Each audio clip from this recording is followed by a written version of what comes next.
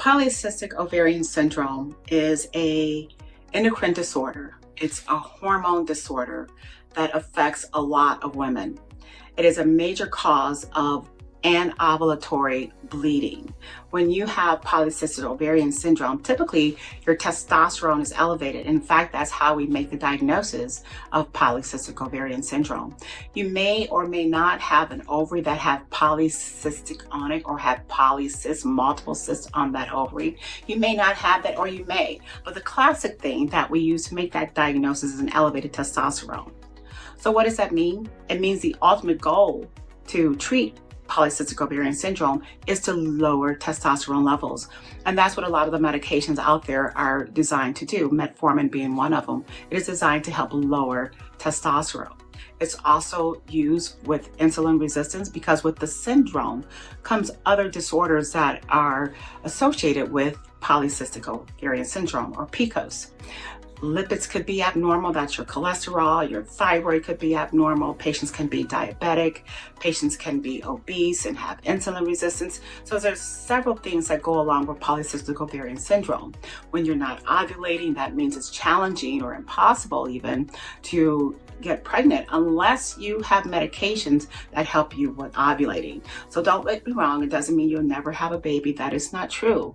You can, but we have to get the right hormones on board.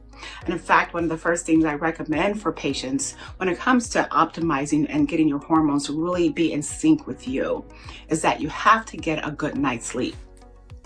As strangely as that sounds, it is so important that you get a good night's sleep, as your hormones depend on your circadian rhythm. And it's important when you are asleep that it's totally dark. You need total blackout. You can't have your cell phone on. You can't have the television on. You can't have street lights blaring in at you. Then you don't get the whole effects, because hormone restoration relies on your circadian rhythm. So that's one of the things I always encourage my patients to do when I'm managing their polycystic ovarian syndrome. The other thing, you have to pay attention to what they're eating. It is so important. You have to make sure that you don't have foods in your diet that is disrupting your system on the inside, that's creating inflammation. So I do food sensitivity testing to see what is it that you should not be eating. So that's definitely part of the management that I do when it comes to managing PCOS. The other things that I like to do is optimizing the thyroid. I say optimization a lot because I don't just want to fit things in normal range. You have to optimize. It has to be perfect, on point. This is what I need for your thyroid, vitamin D, whatever it is, to be working well to help optimize your outcome to whatever I'm managing.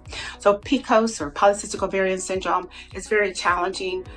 The care is definitely individualized, but some of the basic things truly is lowering the testosterone level, getting a good night's sleep, paying attention to what you're eating, and that may require a food sensitivity test.